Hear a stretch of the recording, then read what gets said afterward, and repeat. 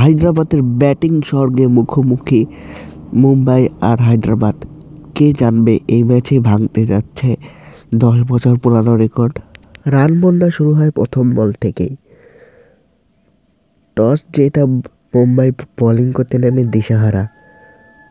আগারওয়াল টার্ভিস হেডের ব্যাটে ভর করে 46 রানের এক ওপেনিং পার্টনারশিপ গড়ে হায়দ্রাবাদ। প্রথম সাফল্য মুম্বাইয়ের 45 রানে মায়াঙ্ক আগারওয়ালকে ফিরিয়ে।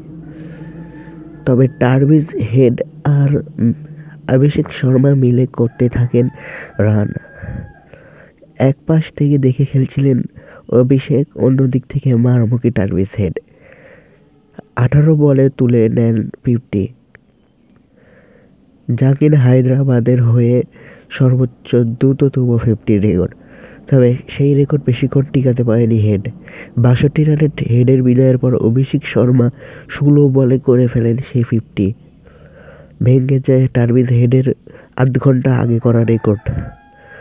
শেষ পর্যন্ত 277 রানে ভাঙে এই অতি দানবীয় ইনিংস।